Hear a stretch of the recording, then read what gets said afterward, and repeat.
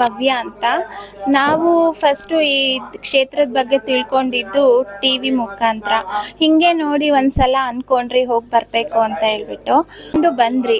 ಬಂದಾದ್ಮೇಲೆ ಸ್ವಾಮಿಗಳ ಹತ್ರ ಕೇಳಿದ್ರಿ, ಗುರುಗಳ ಹತ್ರ, ನಮ್ಗೆ ಈ ಥರ ಕಷ್ಟ ಇದೆ, ಹಿಂಗೆ ಜಾತಕದಲ್ಲೆಲ್ಲ ದೋಷ ಇದೆ, ಸ್ತ್ರೀ ದೋಷ, ಪಿತೃದೋಷ, ಅದೆಲ್ಲ ನಿವಾರಣೆ ಆಗಬೇಕು, ಏನೇ ಮಾಡಿದ್ರೂ ಫಲ ಸಿಗ್ತಿಲ್ಲ, ಎಷ್ಟೊಂದು ದೇವ್ರುಗಳನ್ನೆಲ್ಲ ಬೇಡ್ಕೊಂಡಿದ್ರಿ, ಯಾವ್ದ್ರಲ್ಲೂ ಫಲ ಸಿಗ್ತಾ ಇಲ್ಲ.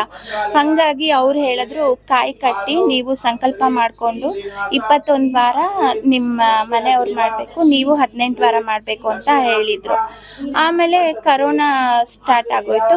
ಕರೋನಾ ಬ್ಯಾಚಲ್ಲಿ ಬರೋಕ್ಕಾಗಲಿಲ್ಲ ಅಂತ ಹೇಳ್ಬಿಟ್ಟು ನಿಂತೋಯ್ತು. 9 ವಾರ ಮುಗಿಸಿದ್ರಿ, ಅವಾಗ ನಿಂತೋಯ್ತು. ಮತ್ತೆ ಬರಬೇಕು ಅಂತ ಎಷ್ಟೋ ಪ್ರಯತ್ನ ಮಾಡಿದ್ರಿ, ಬರೋಕ್ಕಾಗಲಿಲ್ಲ. ಈಗ ಕಾಯಿ ಕಟ್ಟಿ ಸಂಕಲ್ಪ ಮಾಡಿಕೊಂಡು 9 ವಾರ ಮುಗಿಸಿದ್ದೀವಿ. ಈಗ 10ನೇ ವಾರ ಇವತ್ತು ಬರ್ತಾ ಇರೋದು. ದಿನೇ ದಿನೇ ಅಭಿವೃದ್ಧಿ ಆಗ್ತಾ ಇದ್ದೀವಿ. ನಮ್ಮ ಜೀವನದಲ್ಲೂ ನಾವೆಲ್ಲರೂ ಚೆನ್ನಾಗಿದ್ದೀವಿ, ನಾವು, ನಮ್ಮ ಮನೆಯವರು, ಮಕ್ಕಳು.